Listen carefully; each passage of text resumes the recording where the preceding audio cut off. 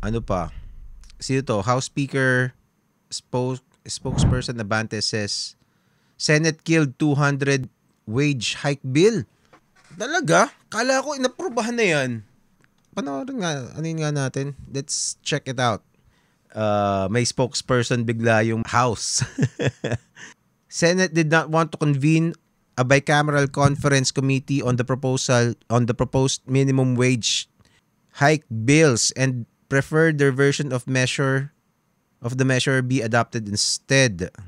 Abante in a statement said that it was the Senate that killed the proposals for a minimum wage hike because House lawmakers were trying to discuss possible compromise between their 200 pesos wage hike proposal at the Senate and the Senate's 100.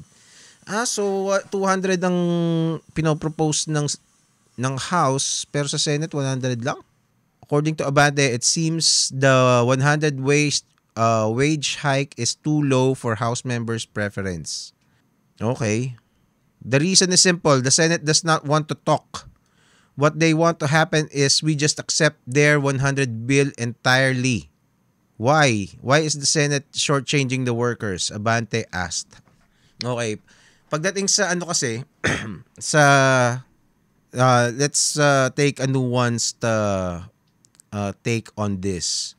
Kasi madaling kung may mga bill na minimum wage hikes, syempre as lay people, mga common na masa, gusto natin talaga yun. Sino ba mang ayaw ng wage hike, di ba? But sometimes kasi, following politics in the US at saka sa ibang mga arguments, na parang sometimes kasi yung pagtataas ng sweldo can affect small business owners. Yung pagtataas ng sweldo, usually yung mga madaming nakikinabang dyan, yung mga pinakamalalaking kumpanya. Kasi kaya nilang mag-akyat ng sahod ng mga empleyado. Ang mangyayari, yung mga hindi kaya, kasi hindi naman lahat kaya yung capabilities ng mga businesses, hindi pare-parehas yan. So mangyayari, yung mga hindi kayang mag-akyat ng sweldo, magsasara sila. Ganun. At saka, so ang mangyayari, matitira na lang yung malalaking kumpanya. So, gustong-gusto nung mga malalaking kumpanya naghahaman pag nagkakaroon ng minimum wage hike. Ganun, at least sa ibang at least sa ibang bansa, sa US, may ganong issue. Dito sa atin, siguro ang kailangan mo lang pag-isipan is na kailangan mo i-consider na yes, maganda, sino bang may ayaw ng minimum wage hike. Pero kaya ba ito nung mga small businesses? 'Di ba? Since hindi ko alam ang mga details nito, ngayon ko lang nakita 'to. 'Di ba? So, 'yun ang isang tanong. So, kung ang pinapasa ng Senate is just 100, baka ang tingin nila is yun lang kasi ang kakayanin ng kumbaga compromise yun. They're also thinking about the business owners. Kasi kung walang, 'di ba?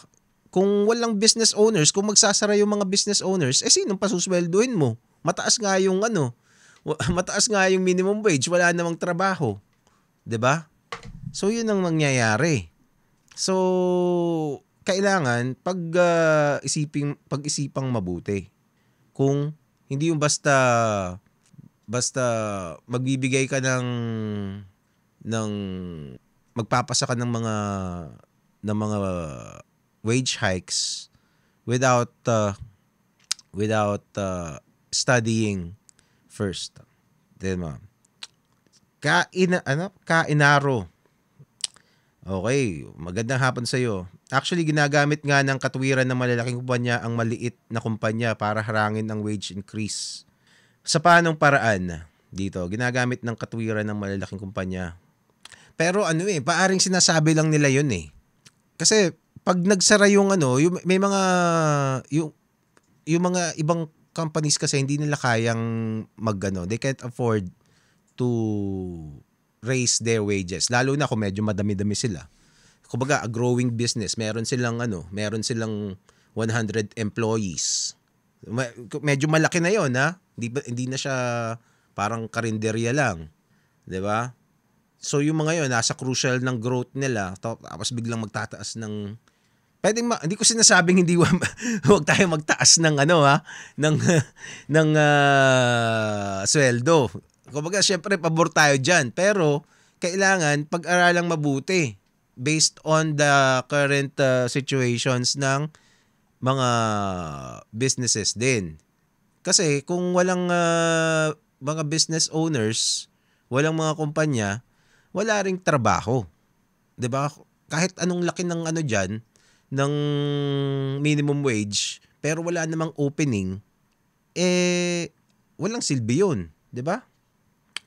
Kasi hindi matuloy ang increase kasi hindi matutuloy ang increase sa katuwiran ngang magsasaraan ang maliit. So paano ang sweldo ng malalaking kumpanya?